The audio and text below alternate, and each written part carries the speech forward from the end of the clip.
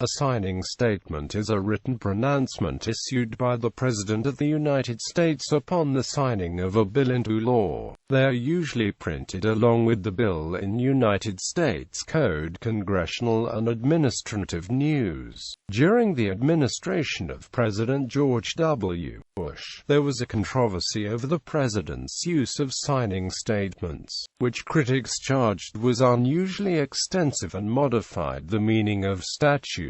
The practice predates the Bush administration, however, and has since been continued by the Obama administration. In July 2006, a task force of the American Bar Association stated that the use of signing statements to modify the meaning of duly enacted laws serves to undermine the rule of law and our constitutional system of separation of powers. Types. A study released by then Assistant Attorney General Walter Dellinger grouped signing statements into three categories. Constitutional asserts that the law is constitutionally defective in order to guide executive agencies in limiting its implementation. Political defines vague terms in the law to guide executive agencies in its implementation as written. Rhetorical uses the signing of the bill to mobilize political constituencies.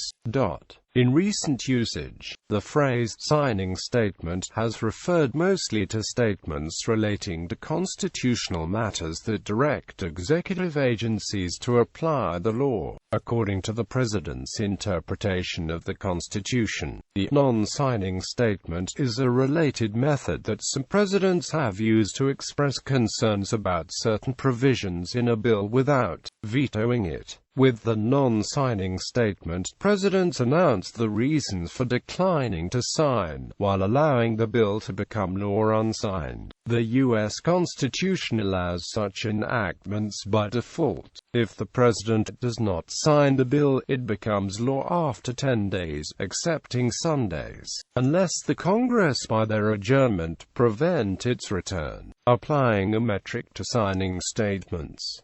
There is a controversy about how to count an executive's use of signing statements. A flat count of total signing statements would include the rhetorical and political statements as well as the constitutional. This may give a misleading number when the intent is to count the number of constitutional challenges issued. Another common metric is to count the number of statutes that are disputed by signing statements. This addresses a count of the constitutional issues but may be inherently inaccurate, due not only to ambiguity in the signing statements themselves but also to the method of determining which statutes are challenged. A Congressional Research Service report issued on September 17, 2007, uses as a metric the percentage of signing statements that contain objections to provisions of the bill being signed into law. President Reagan issued 250 signing statements, 86 of which contained provisions objecting to one or more of the statutory provisions signed into law. President George W. Bush continued this practice, issuing 228 signing statements, 107 of which raised objections. President Clinton's conception of presidential power proved to be largely consonant with that of the preceding two administrations. In turn, President Clinton made aggressive use of the signing statement, issuing 381 statements, 70 of which raised constitutional or legal objections. President George W. Bush has continued this practice, issuing 152 signing statements, 118 of which contain some type of challenge or objection. In March 2009, The New York Times cited a different metric, the number of sections within bills that were challenged in signing statements. Mr. Bush broke all records, using signing statements to challenge about 1,200 sections of bills over his 8 years in office, about twice the number challenged by all previous presidents combined, according to data compiled by Christopher Kelly, a political science professor at Miami University in Ohio. Legal significance. No United States Constitution provision, federal statute, or common law principle explicitly permits or prohibits signing statements. However, there is also no part of the Constitution that grants legal value to signing statements. Article 1, Section 7 empowers the President to veto a law in its entirety, to sign it, or to do nothing. Article 2, Section 3 requires that the executive take care that the laws be faithfully executed. The Constitution does not authorize the President to cherry-pick which parts of validly enacted congressional laws he is going to obey and execute, and which he is not.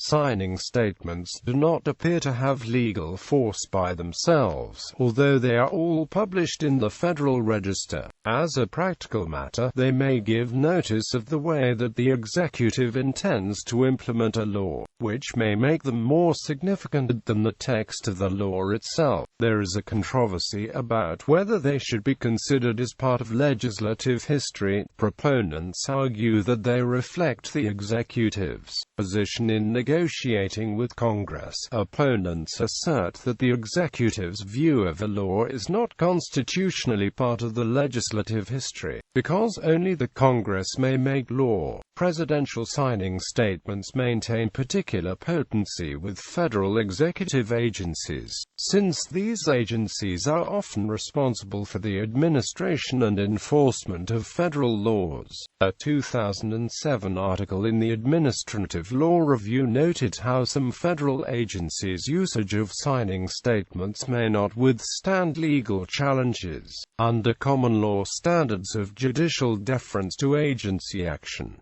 Supreme Court rulings. The Supreme Court has not squarely addressed the limits of signing statements. Marbury v. Madison and its progeny are generally considered to have established judicial review as a power of the court, rather than of the executive. Chevron U.S.A. Inc. v.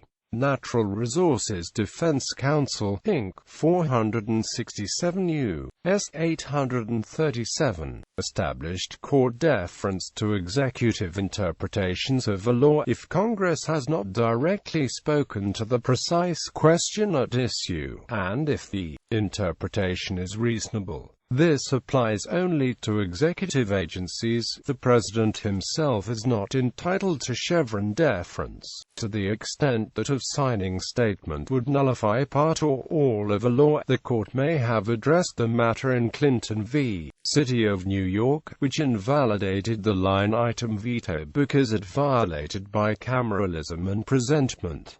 In Hamden v. Rumsfeld, the Supreme Court gave no weight to a signing statement in interpreting the Detainee Treatment Act of 2005. According to that case's dissent, presidential usage. The first president to issue a signing statement was James Monroe. Until the 1980s, with some exceptions, signing statements were generally triumphal, rhetorical, or political proclamations and went mostly unannounced. Until Ronald Reagan became president, only 75 statements had been issued. Reagan and his successors George H.W. Bush and Bill Clinton produced 247 signing statements among the three of them. By the end of 2004, George W. Bush had issued 108 signing statements containing 505 constitutional challenges. As of January 30,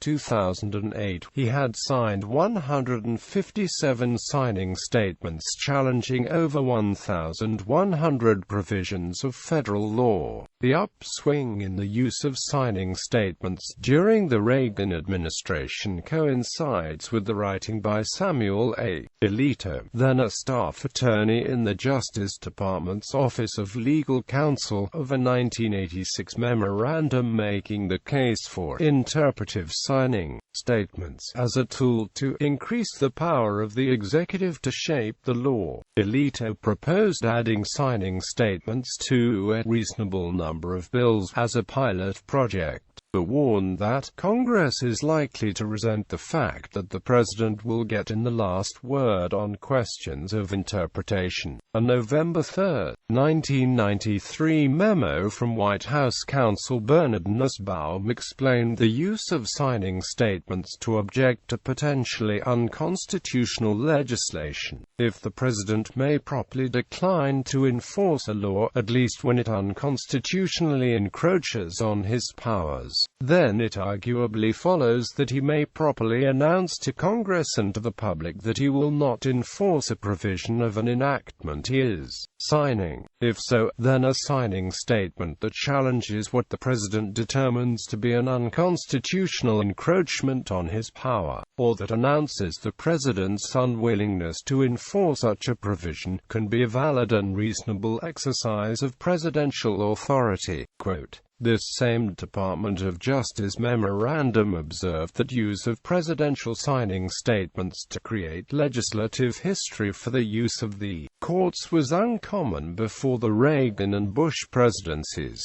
In 1986, Attorney General Edwin Meese III entered into an arrangement with the West Publishing Company to have presidential signing statements published for the first time in the U.S. Code, Congressional and Administrative News, the standard collection of legislative history.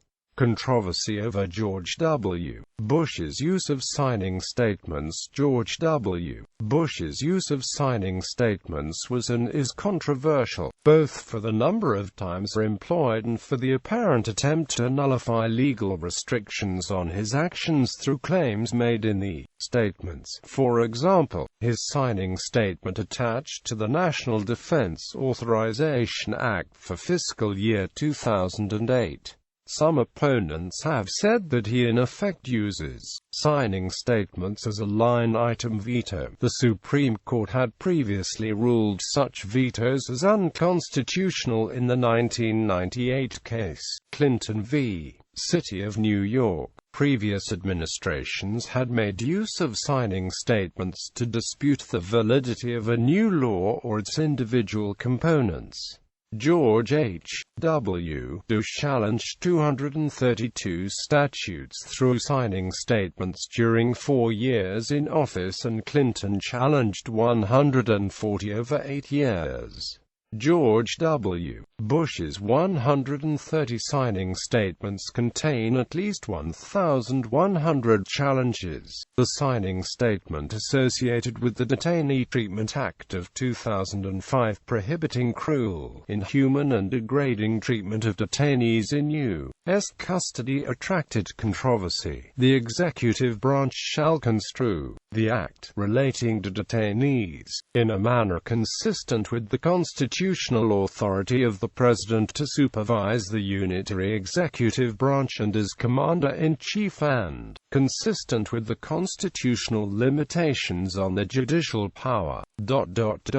The use of signing statements that fall into the constitutional category can create conundrums for executive branch employees. Political scientist James Fifner has written, "The president is the head of the executive branch, and, in general, executive branch officials are bound to follow his direction. In cases in which a subordinate is ordered to do something illegal, the person can legitimately refuse the order. But if the public administrator is ordered to refuse to execute the law, because the president has determined that the law infringes on his own interpretation of his constitutional authority, the public administrator faces an ethical dilemma." Blue Ribbon Panel on Signing Statements. On July 24, 2006, the American Bar Association's Task Force on Presidential Signing Statements and the Separation of Powers Doctrine, appointed by ABA President Michael S. Greco, issued a widely publicized report condemning some uses of signing statements. The task force report and recommendations were unanimously approved by ABA delegates at at their August 2006 meeting. The bipartisan and independent Blue Ribbon panel was chaired by Miami lawyer Neil Sonnett, a former assistant U.S. Attorney and chief of the Criminal Division for the Southern District of Florida. He is past chair of the ABA Criminal Justice Section, chair of the ABA Task Force on Domestic Surveillance and the ABA Task Force on Treatment of Enemy Combatants, and president-elect of the American Judicature Society. The report stated in part, among those unanimous recommendations the task force voted to oppose, as contrary to the rule of law and our constitutional system of separation of powers, a president's issuance of signing statements to claim the authority as state the intention to disregard or decline to enforce all or part of a law he has signed, or to interpret such a law in a manner inconsistent with the clear intent of Congress.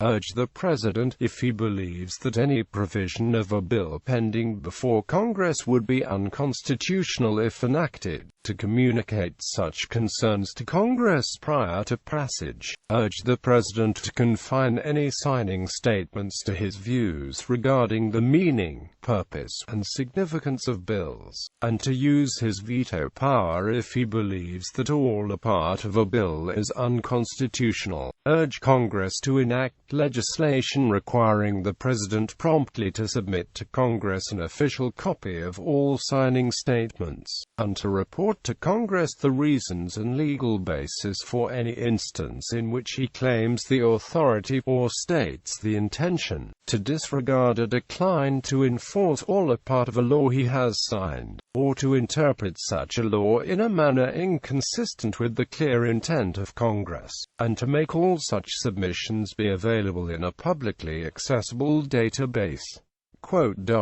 Signing statements in the Obama administration. On March 9, 2009, President Barack Obama ordered his executive officials to consult Attorney General Eric Holder before relying on one of George W. Bush's signing statements to bypass a statute. He stated that he only plans to use signing statements when given legislation by Congress which contain unconstitutional provisions. In a memo to the heads of each department in the executive branch, Obama wrote, "In exercising my responsibility to determine whether a provision of an enrolled bill is unconstitutional, I will act with caution and restraint, based only on interpretations of the Constitution that are well-founded." During his presidential campaign, Obama rejected the use of signing statements.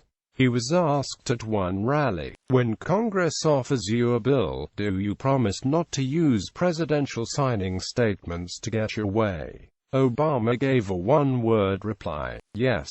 He added that, "We aren't going to use signing statements as a way to do an end run around Congress." On March 11, 2009, President Obama issued his first signing statement, attached to the omnibus spending bill for the second half of FY 2009.